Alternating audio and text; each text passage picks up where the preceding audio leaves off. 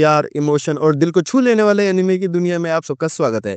इस anime review में हम 5 न्यू बेस्ट एनिमे के बारे में बताएँगे, जो आपको क्रंचीरोल पे हिंदी डब में मिल जाएँगे। तो चलिए बिना टाइम वेस्ट किए वीडियो स्टार्ट करते हैं। एनिमे लिस्ट का फर्स्ट एनिमे है माय हैप्पी मैरिज। ये स्टोरी है मियो साइमोरी, एक बेचारी लड़की जो अपनी क्रूअल फैमिली के साथ रहती है और जिसमें ज़ीरो सेल्फ कॉन्फिडेंस होता है। फिर उसकी शादी क्योका कुदाओ से होती है, जो एक कोल्ड हार्टेड और स्कैरी मिलिट्री कमांडर है, जिससे सब डरते हैं। सबको लगता है कि मियो की लाइफ और भी बुरी होने वाली है, लेकिन जब वो क्योको के साथ रहती है, तो उसको लव, केयर और अपनी वैल्यू का एहसास होने लगता है। ये एक इमोशनल और ड्रीमी लव स्टोरी है, जो दिल को छू लेगी। मारियो एनिमे लिस्ट का नेक्स्ट एनिमे है Nina and the starry bride. Nina एक सड़क पर रहने वाली एक लड़की है, जिसे एक दिन सेक्रेट प्रिंसेस के रूप में चुना जाता है, क्योंकि उसकी आंखें एक रेयर डिवाइन साइन होती है।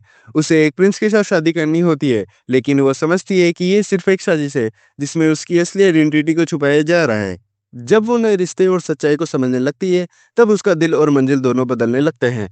इस एनिमे की कहानी ड्रीमी और मिस्टीरियस है, जो फैंटेसी और रोमांस लवर्स को पसंद आएगी। इसमें कोर्ट पॉलिटिक्स, इमोशन और ब्यूटीफुल वर्ल्ड बिल्डिंग का अच्छा ब्लेंड है। और एनिमे लिस्ट का next anime I am getting married to the girl I hate in my class. सोचो, जो लड़की तुम्हें सबसे ज्यादा अनोइंग लगती है, उससे ही तुम्हारी शादी फिक्स हो जाए, तो तुम्हारा क्या रिएक्शन रहेगा? ऐसा ही कुछ इस एनिमे में है।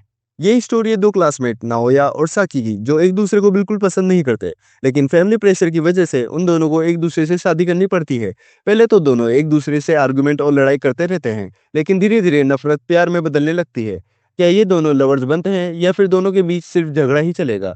उसके लिए आपको ये एनीमे देखना पड़ेगा। तो हमारा नेक्स्ट एनीमे आता है, वो है री लाइफ। इस एनीमे के प्लॉट के बारे में बात करें तो इस एनीमे की स्टोरी हमारे मेन कैरेक्टर काइजाकी अराता के अराउंड रिवॉल्व करती है, जो 27 साल का होता है और एक दिन उसकी जॉब छूट जाती है और दूसरी जॉब के लिए तलाश कर रहा होता है, जिसके सामने एक मिस्टीरियस आदमी आता है, जो काजाकी को एक पिल देता है, जिससे वो अपनी हाई स्कूल लाइफ वापस जी सकता है और अपनी लाइफ को वापस मीनिंगफुल बना सके। और काइजाकी वो पिल ले लेता है और अगले दिन वो एक 17 साल के बच्चे में बदल जाता है। और ये एक गवर्नमेंट एक्सपेरिमेंट होता है, जिससे काइजाकी एक साल उसे हाई स्कूल की लाइफ जीनी पड़ेगी, जिसमें काइजाकी कुछ न्यू एक्सपीरियंस फील करता है, क्योंकि वो खुद को एक हारा हुआ इंसान मानता है। और इस थिंकिंग को चेंज करने के लिए वो एक्सपेरिमेंट किया गया है। और उसकी हाई स्कूल लाइफ में क्या क्या होता है, वो इस एनिमे में देखने को मिलेगा। तो आप चाहो तो इस एनिमे को देख सकते हो। तो आर एनिमे लिस्ट का next anime I will become a villainess who goes down in history.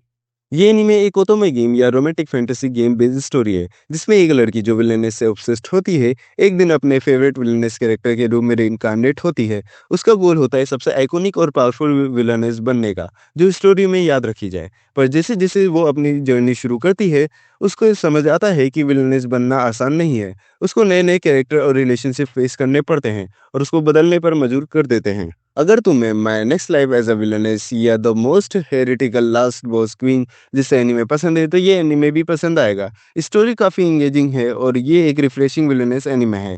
ये एनीमे इसी का एडवेंचर और रोमांस का एक परफेक्ट कॉम्बो है। हमारी एनीमे लिस्ट का सेकंड लास्ट एनीमे है trying the knot with an Amagami sisters. Uryu Kamihate एक सिंपल लड़का है जो एक श्राइन में रहता है और उसकी ज़िंदगी बहुत पीसफुल चल रही होती है, और वहाँ उसकी मुलाकात 3 अमागामी सिस्टर यूना, याए और आसाई से होती है। फिर एक दिन उसको पता चलता है कि उसकी शादी इनमें से एक से होने वाली है। क्या वो अपनी परफेक्ट लाइफ पार्टनर चूज कर पाएगा? ये लव ट्रायंगल और भी कॉम्प्लिकेटेड बनेगा? ये एनिमे एक स्वीट और फन रोम-कॉम है जो फुल एंटरटेनमेंट देगा। हमारी एनिमे लिस्ट का लास्ट एनिमे है ट्वाइलाइट आउट ऑफ फोकस। ये कहानी है माओ सुचिया और हिसाशी ओतोमो की, जो एक फिल्म क्लब में मिलते हैं और एक रूम शेयर करते हैं। पहले तो दोनों सिर्फ कैजुअल दोस्तों की तरह रहते हैं, लेकिन धीरे धीरे फीलिंग्स कॉम्प्लिकेटेड होने लगती है। इशाशी एक पॉपुलर और थोड़ा रिजर्व लड़का है, जबकि माओ एक चिल्ड आउट बंदा है जो अपनी फीलिंग्स ओपनली एक्सेप्ट कर लेता है। जैसे जैसे फिल्म क्लब का प्रोजेक्ट आगे बढ़ता है, उनका रिलेशनशिप भी इवॉल्व होने लगता है। क्या ये एक परफेक्ट लव स्टोरी बन पाएगी या सिर्फ एक यादों की फिल्म बन के रह जाएगी? अगर आपको सॉफ्ट हार्टेड और हार्ट वार्मिंग स्टोरीज पसंद है, तो ये एनिमे परफेक्ट है, लेकिन ये एक एलजीबीटीक्यू एनिमे है। The made I hired is decently mysterious. इस एनिमे के प्लॉट के बारे में बात करें तो इस एनिमे में हमारा मेन कैरेक्टर यूरी एक कार एक्सीडेंट में अपने पेरेंट्स को खो देता है और उसका ख्याल रखने के लिए कोई नहीं होता है, और वो एक लौता उनके मेंशन का मालिक होता है। और यूरी खुद उस मेंशन की रिस्पॉन्सिबिलिटी लेता है। उसे चलाने के लिए उस पर कोई पैसे कमाने वाला नहीं होता है, जिसके कारण वो अपने सभी नौकरों को निकाल देता है और वो खुद घर के काम करता है। लेकिन वो जो सोचता है उसका उल्टा ही होता है, क्योंकि वो घर के काम पहली बार करता है। और एक दिन उसके मेंशन पे एक मिस्टीरियस मेड आती है जो काम करने के लिए बोलती है, और यूरी उसे बिना किसी सवालों के काम पे रख लेता है। लेकिन यूरी को उस मेड के बारे में जानने की क्यूरियोसिटी थी, इस जिससे वो मेड के बार-बार उसके बारे में पूछने की कोशिश करता है, लेकिन उसे हर बार सीधा जवाब नहीं मिलता है और इसी बात से हर बार कुछ ना कुछ सिचुएशन हो जाती है जिससे आपको बहुत हँसी आएगी। इस सिनेमे में टोटल 12 एपिसोड है। अगर आप चाहो तो इसे देख सकते हो।